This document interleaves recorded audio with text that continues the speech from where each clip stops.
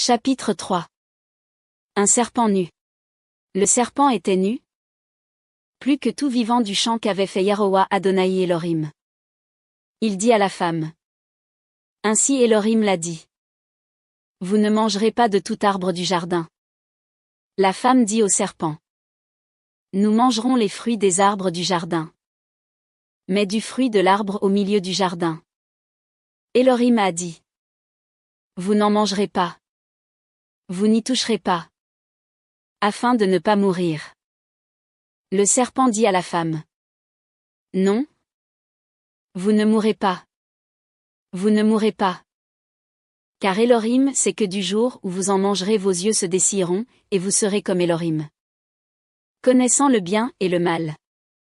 La femme voit que l'arbre est bien à manger. Oui. Appétissant pour les yeux.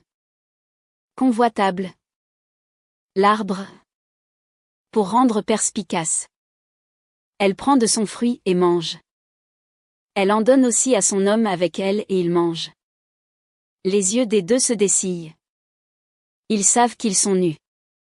Ils cousent des feuilles de figuier, et se font des ceintures. Ils entendent la voix de Yarowa Adonai Elohim. Qui va dans le jardin au souffle du jour. Le glébeux et sa femme se cachent. Face à Yarowa Adonai Elohim. Au milieu de l'arbre du jardin. Yarowa Adonai Elohim crie au glébeux. Il lui dit. Où es-tu? Il dit. J'ai entendu ta voix dans le jardin, et j'ai frémi. Oui. Moi-même je suis nu, et je me suis caché. Il dit. Qui t'a rapporté que tu es nu? L'arbre dont je t'avais ordonné de ne pas manger. En as-tu mangé? Le glébeux dit. La femme qu'avec moi tu as donnée m'a donné de l'arbre. Elle. Et j'ai mangé. Yarowa Adonai Elohim dit à la femme. Qu'est-ce que tu as fait? La femme dit.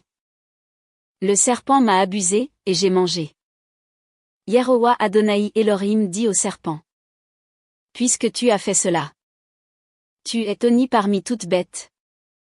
Parmi tout vivant du champ. Tu iras sur ton abdomen et tu mangeras de la poussière tous les jours de ta vie. Je placerai l'inimitié entre toi et entre la femme. Entre ta semence et entre sa semence. Lui, il te visera la tête et toi tu lui viseras le talon. À la femme, il a dit. Je multiplierai. Je multiplierai ta peine et ta grossesse.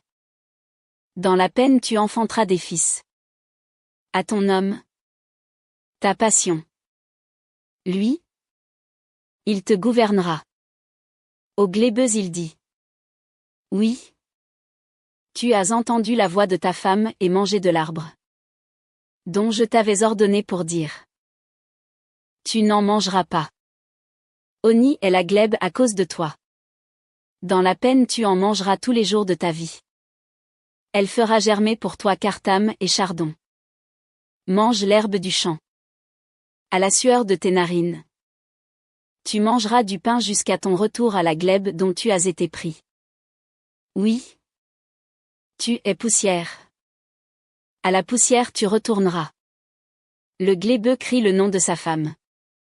Rava vivante. Oui. Elle est la mère de tout vivant. Yarowa Adonai Elohim fait au glébeux, et à sa femme des aubes de peau, et les envait. Yarowa Adonai Elohim dit. Voici. Le glébeux est comme l'un de nous pour connaître le bien et le mal. Maintenant. Qu'il ne lance pas sa main. Ne prenne aussi de l'arbre de vie. Ne mange et vive en pérennité. Yarowa Adonai Elohim le renvoie du jardin d'Éden. Pour servir la glèbe dont il fut pris. Il expulse le glébeux.